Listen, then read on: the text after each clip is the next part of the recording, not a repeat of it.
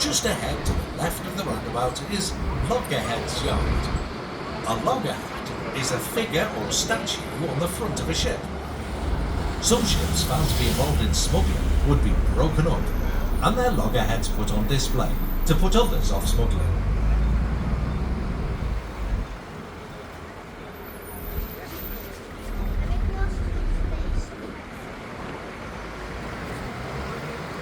We've just turned into New Quay Road. It got its name in the 1920s when the old timber quays where ships stopped to unload cargo and passengers got taken down. Why it's not just known as Quay Road? Surely it's old enough not to be new anymore. On the right is Whitby Swing Bridge.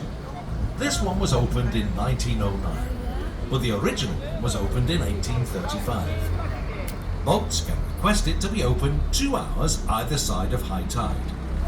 The opening of the bridge is signalled by the ringing of a handbell. When it's closed, and you get a chance to cross the bridge, pause in the middle of the footpath, with 1 foot on each side, and feel the weird movement as cars go over the little gap. We're now on St Anne's Staith. Staith is the Norwegian word for harbour. On the other side of the river is Whitby's lifeboat station. Hopefully the orange lifeboat is there, which means nobody is in trouble at sea. Ahead is Marine Parade. The Victorians built this promenade or walkway along the water's edge. It was so they could walk up and down in their best clothes and show off without having to get their feet wet and muddy. Before it was built, people would have had to go along the twisty and windy Hagger's Gate. We're turning into the very narrow and bendy street called Hagger's Gate. Please help the driver to steer the bus around the tight lines by leaning into the corners. The big mansion house on the left was first built on very long wooden poles called piles. This was to stop it sinking because the land underneath was soft sand. The road we're on was built around 1785. Before then, the only way to get to the sea was either through the soft sand and mud along the shore or straight down the cliff. The quayside restaurant on your left used to be a museum and library. Before this, it was a public bathhouse. If you were lucky and could afford it, you could have a bath once a week. Imagine that. Yeah.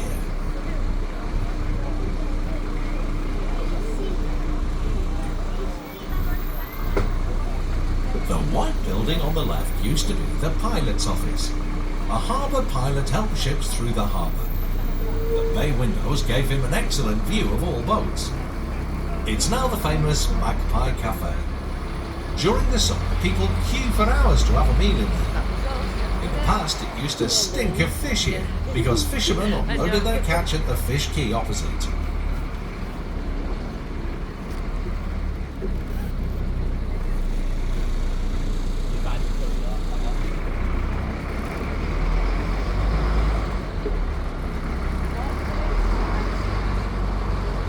After the flashing lights of the arcades, the building on the end was the original lifeboat station between 1895 and 1957 and is the home of the last rowing lifeboat ever used in the British Isles. It is called the Robert and Ellen Robson. Straight ahead is the harbour entrance which points directly north. On rough days, the sea comes up the slipway ahead and floods this area. But you'll be safe on the upper deck. Waves will also break over the ends of the piers, so on rough days there are big gates which can be closed to prevent people going out there.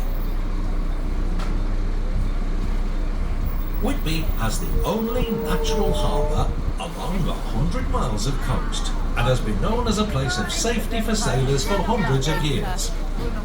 The beach opposite got its name, Collier's Hope, because it was thought that if a boat could make it there in a big storm, it would be safe.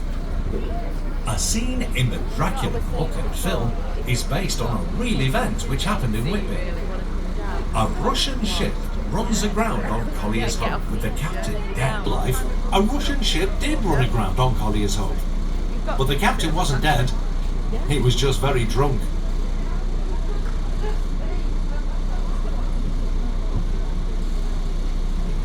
path leading up the cliff to St Mary's Church is the 199 steps.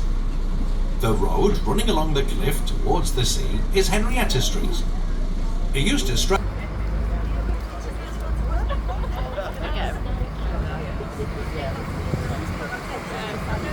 As we set off, we'll go up a road called Kaiba Pass.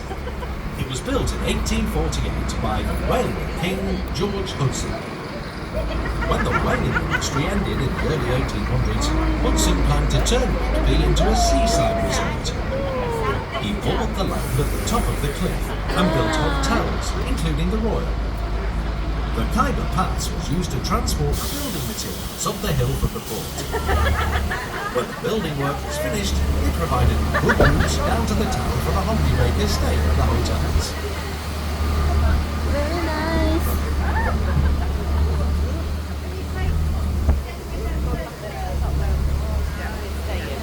If you look at the grass bank on the left, you'll see a little tunnel.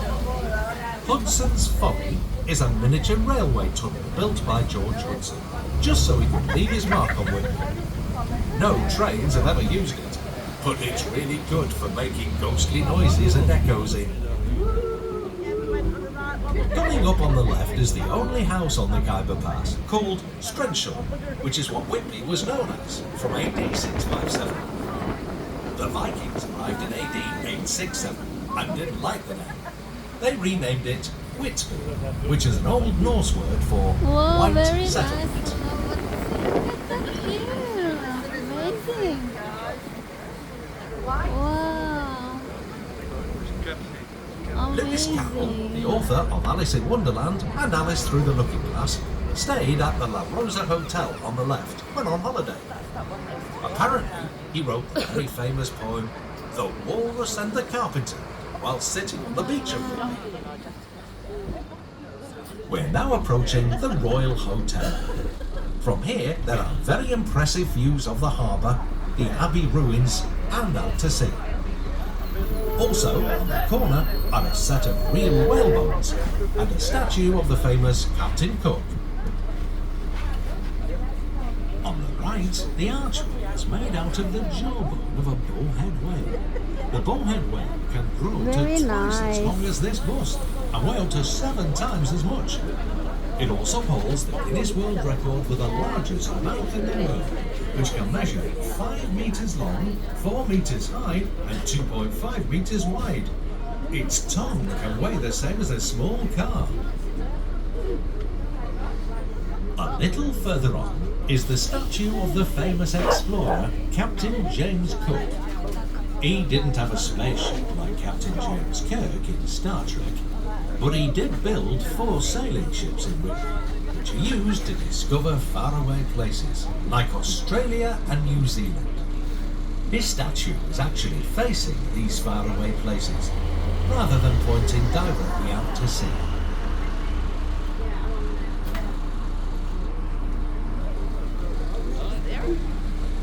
Its 4 ships were named Adventure, Discovery, Endeavour and Resolution.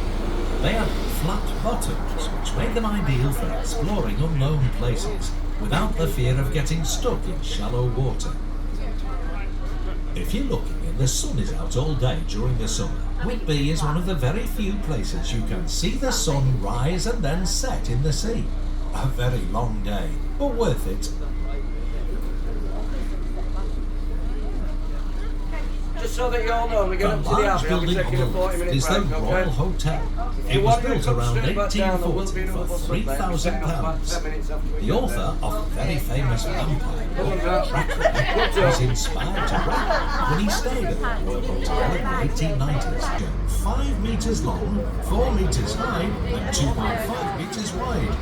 Its tongue can weigh the same as a small car. Just ahead on the right is the Whitby Pavilion, built in 1870, where you can see the latest films as well as enjoy live theatre and music. Just to the left of the pavilion, you can play the crazy game of golf. To the left is Whitby Royal Crescent. It should have been a complete half circle with big houses, but the builder was not an honest man and ran away before it could be finished. The sixth was from the left is also where Bram Stoker stayed for his first ever holiday in Whitby in 1890. I reckon he could be seen looking out of the top right window late at night. On the right is the weirdest place for a lift. For a small fee, this lift will take you to the beach below. Once there, you can walk 3 miles all the way to Sandside and back. But beware of the sea. The tide has been known to come in and trap people against the cliffs until they were rescued by the orange lifeboat. On the left, you see Whitby's skate park, a great hangout for the local youngsters of the town. In the distance is the leisure centre, which offers a wide range of activities, including swimming, badminton and five-a-side football.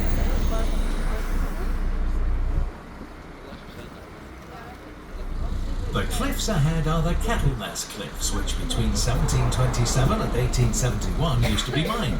The dug-up red mineral called alum was used to dye leather goods such as boots, shoes, clothes and horse riding sandals.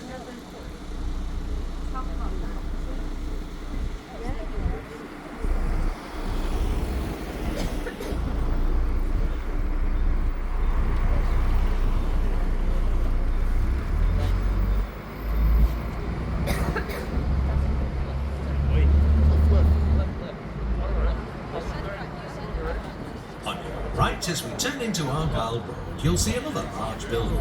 It used to be the Metropole Hotel, but is now flats and apartments. It was the first building in Whitby to be built with a metal frame, and the first to have electricity.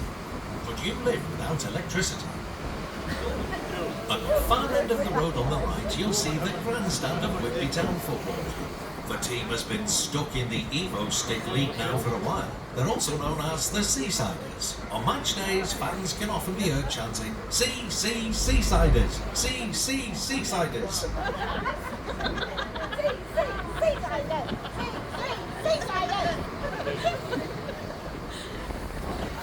Just before we turn left at the roundabout, take a look straight ahead.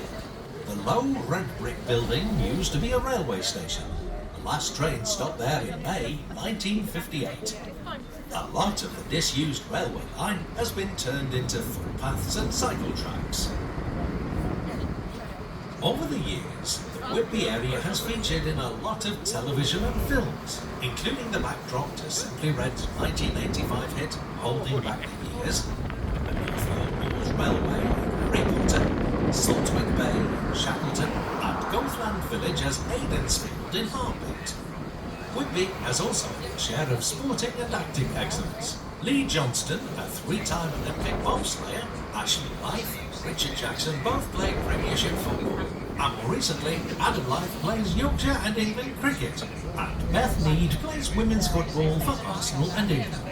Joanne Froggatt is also local to the Whitby area.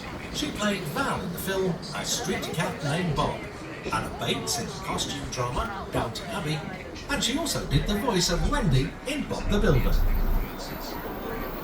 On the left is the site of the original Union Mill. There used to be a massive windmill on top of a tower in the building. The town was knocked down to the ground floor in 1923, and the remaining mill building is now luxury apartments.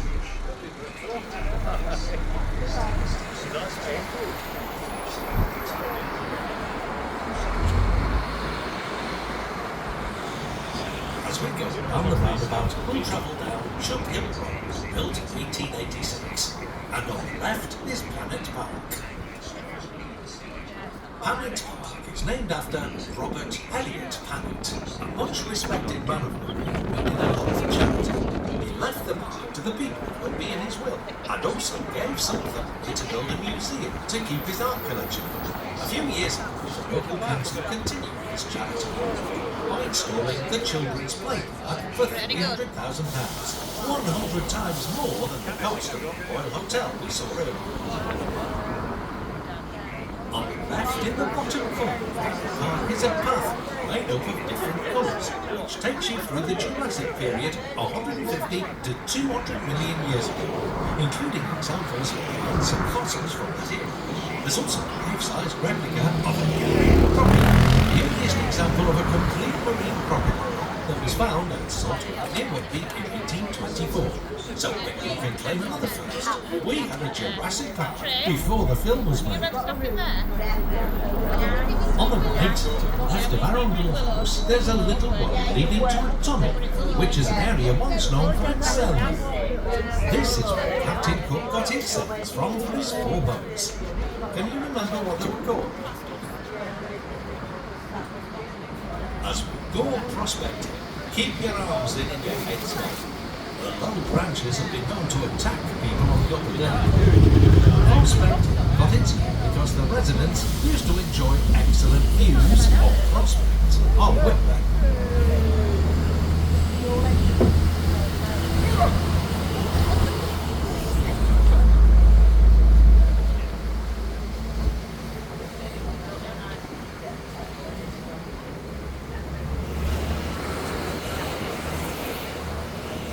Last garden on the right, before the junction, stands a spiky tree known as a bookkeeper's tree. After millions of years, the fossilised remains of this tree turn into a dark black stone called jet. Jet used to be dug out from the cliffs in Whitby, and some shops still sell Whippy Jet. Queen Victoria loved Whippy Jet.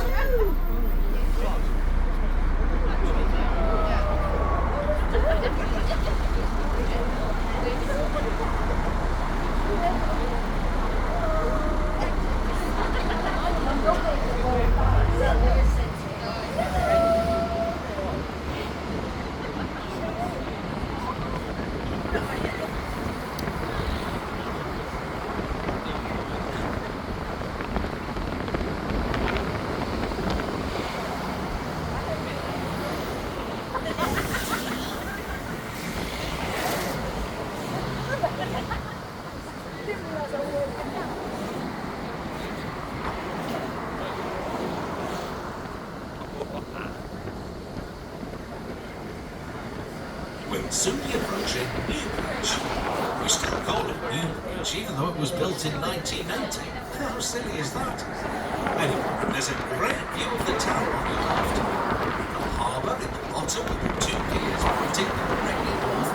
Towering over the house is the creepy Whippy Abbey. I wonder if Dracula was running over it. On the left is the site of the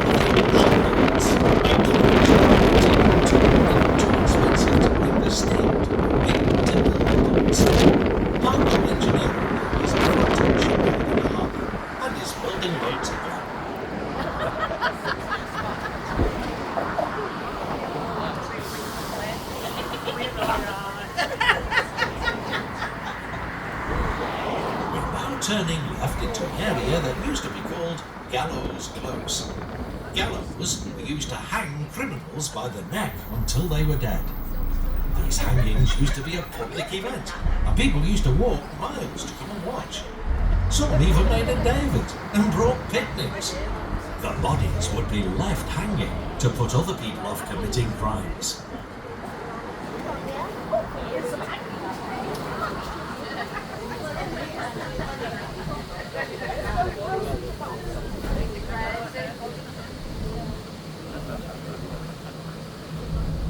We're about to cross Spittle Bridge.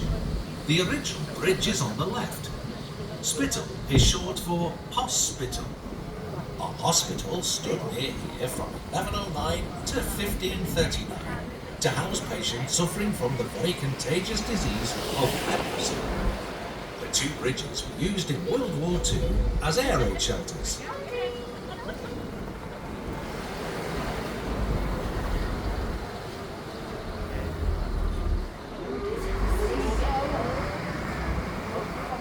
As we go up the steep hill called Green, there are more branches that may attack people on the top. Please be aware, keep your arms in and heads down. Green used to be rise and was used by the rich people to get their red loved to the church in horse-drawn carriages. Poor people used to have to carry the coffins up 190 steps. More recently, the Tour of Yorkshire Cycles used this route for one of its stages.